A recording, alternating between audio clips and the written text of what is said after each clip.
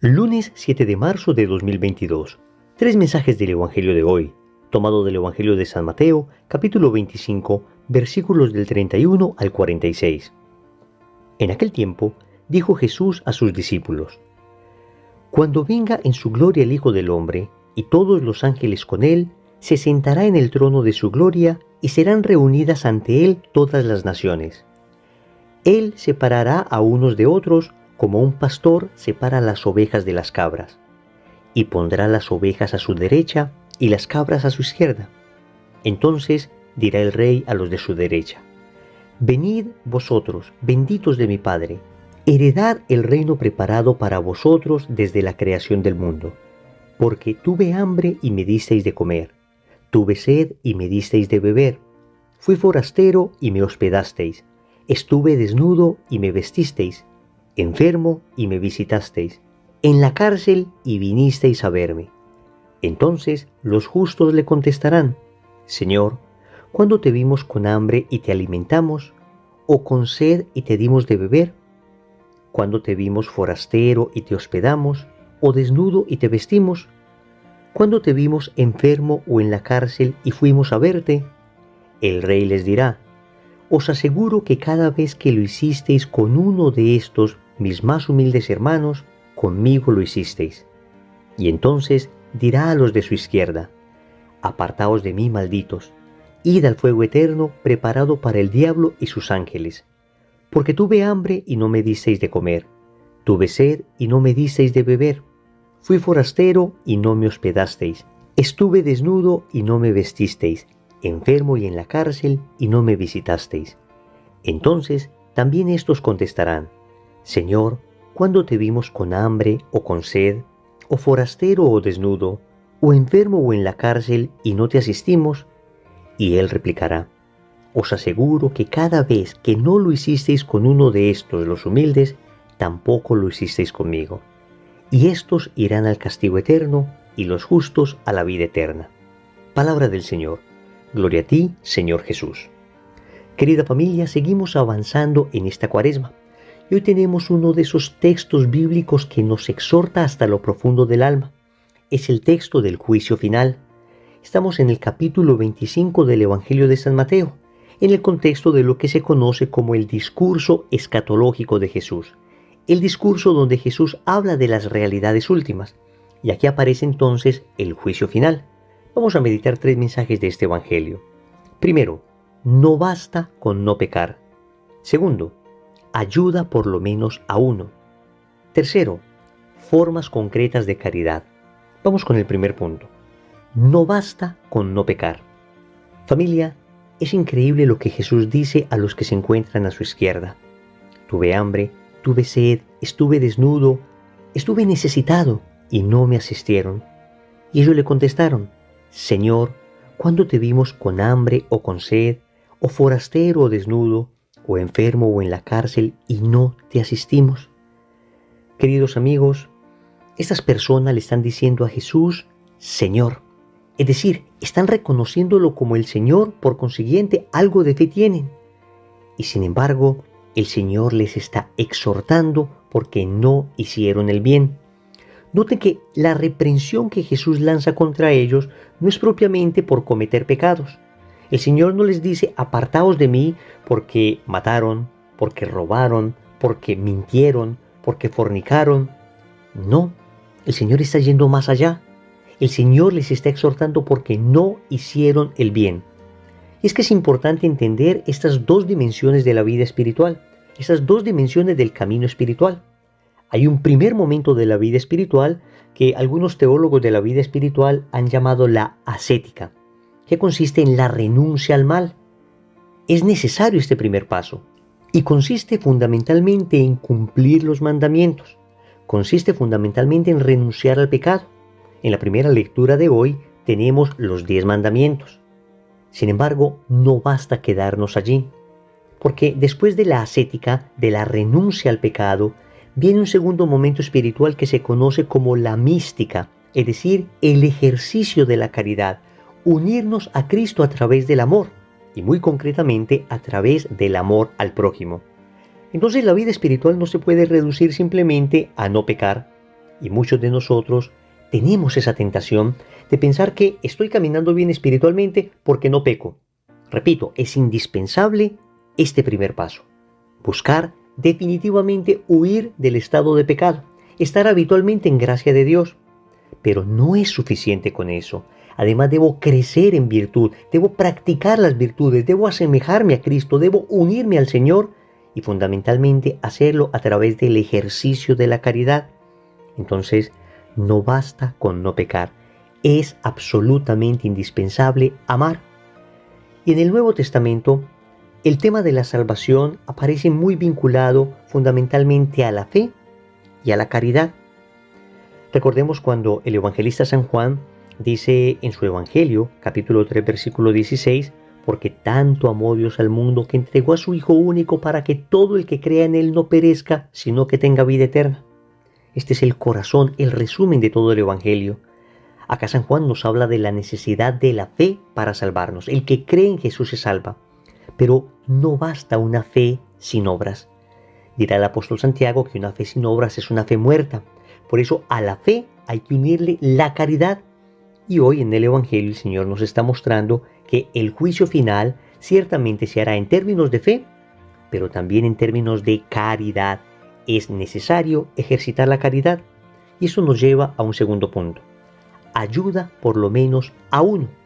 Y esto es lo que Jesús respondió a aquellos que estaban a su derecha cuando ellos le preguntaron: ¿cuándo hicimos todo esto contigo que no nos dimos cuenta? Jesús les dice: os aseguro que cada vez que lo hicisteis con uno de estos, mis humildes hermanos, conmigo lo hicisteis. Yo sé que en muchas ocasiones nos sentimos abrumados, sobrepasados por la situación de enfermedad, de hambre, de pobreza, por la situación del dolor del mundo en general. Y a veces nos sentimos incapaces de ayudar a tanta gente. Pero lo que hoy el Señor está diciendo es que tal vez no te está llamando a ayudar a todo el mundo. Algunos pocos tendrán esa extraordinaria misión de levantar obras que ayudan a muchísimas personas. Pero la inmensa mayoría de nosotros, cristianos de a pie, tal vez podemos ayudar simplemente a uno. Y eso es lo que está diciendo el Señor. Cuando ayudasteis a uno de estos, los más humildes, a uno de estos, los más pequeños, dirá otra traducción, me ayudaste a mí. Lo que el Señor nos está diciendo hoy es: oye, no te angusties porque no los puedes ayudar a todos, pero por lo menos a uno sí puedes ayudar. Por lo menos a esa persona que te extiende la mano pidiendo un pedazo de pan.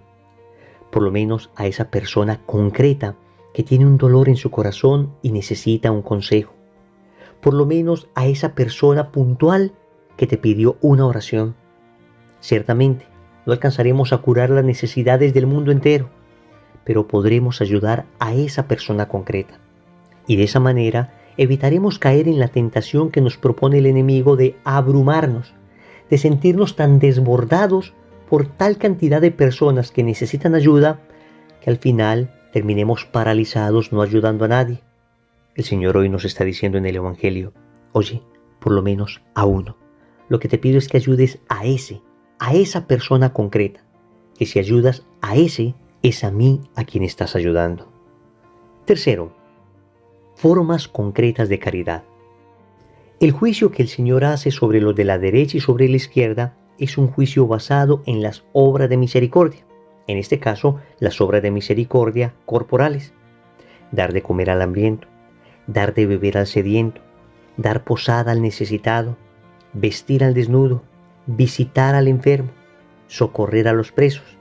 Hay una más que es enterrar a los muertos, que aunque no aparece en el Evangelio, la Iglesia nos ha hablado de ella como la séptima obra de misericordia corporal. Ven, tenemos formas muy concretas de ayudar, porque en ocasiones todo esto queda en bellos discursos, en bellas palabras. Todo ello queda en un lindo sentimiento de ayudar en general. La Iglesia, que es madre y maestra, nos enseña de manera concreta cómo podemos ayudar. Necesitamos dar pan al que tiene hambre. En ocasiones, esa persona que se nos acerca al carro a pedirnos una moneda, tal vez tengamos desconfianza de darle la moneda, pero podemos tener un pedazo de pan para darle. Podemos ayudar a esa persona que no tiene que vestir. Y entonces, ¿cuánta ropa tenemos nosotros en nuestro closet que ya no usamos en buen estado?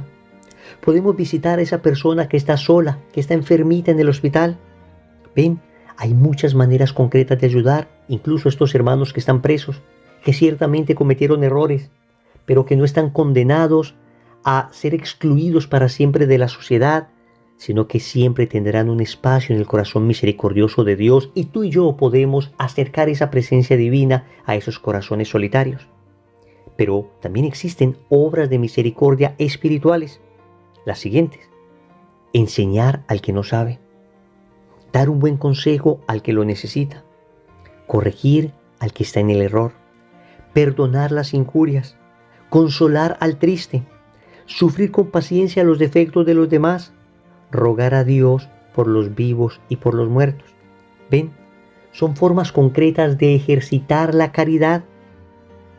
Estoy seguro que nosotros no hemos reparado lo suficiente, no hemos pensado lo suficiente en que cuando nosotros estamos soportando pacientemente a una persona que tal vez nos está haciendo la vida imposible, estamos ejercitando la caridad con esa persona. Es increíble, pero es así.